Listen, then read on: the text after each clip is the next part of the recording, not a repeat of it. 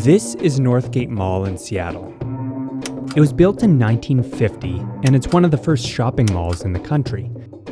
But today, the mall industry has seen better days. These shopping centers just aren't what they used to be.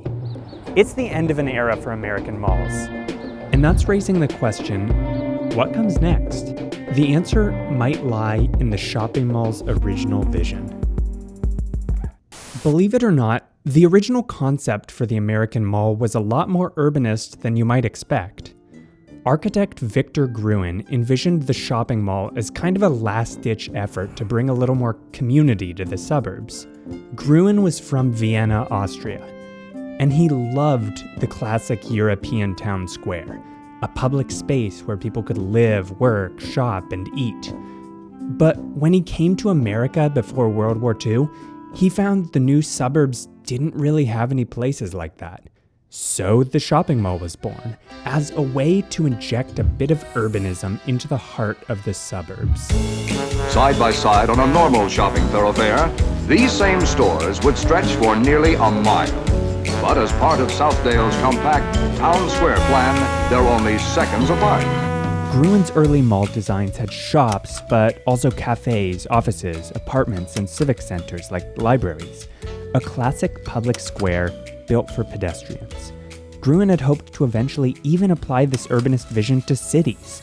He had dreams of walkable downtown districts, completely free of cars. But when that shopping mall dream encountered reality, it started to fall apart. Mall developers ditched the housing, offices, and civic centers, and a lot of independent shops just couldn't keep up, leaving chains, big box stores, and massive parking lots.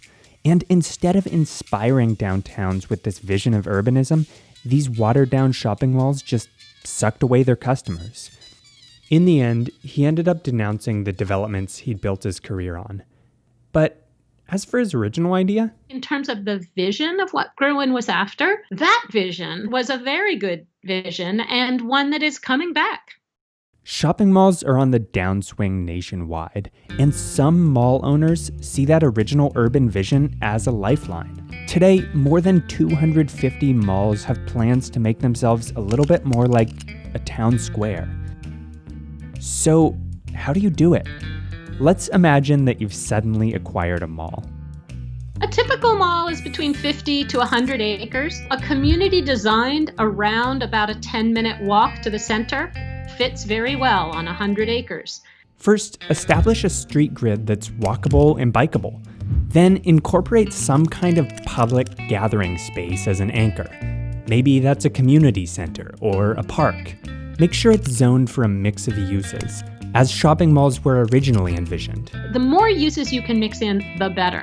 You want office so that can help populate your shops and restaurants during the day, and you want the residences to then help populate them at night. And finally, design for what that community wants and needs. Does it have an aging population, high income inequality? Is it dealing with flooding or wildfires? What are the issues? Here in one of America's oldest malls, something like that might be taking shape. Northgate's about to get a light rail station. It's going to be a 14-minute ride to downtown Seattle, and they're expecting 45,000 people to use the station each day. That's changing the entire context of the mall. And it turns out there's a lot you can do with the massive parking lot.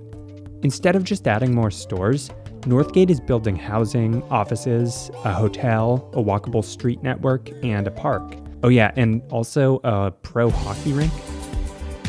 Now this won't be the answer for every mall in America. Seattle's a booming city with an expanding light rail and a new hockey center. Malls in other cities have turned into churches or office spaces, or most simply just torn down and turned into green space. The point is, a mall is a 100-acre opportunity. If it's not working as a mall, do something different. Thanks for watching. If you want to learn more about the past, present, and future of malls, the podcast 99% Invisible has a great profile of Victor Gruen. I'll link that in the description.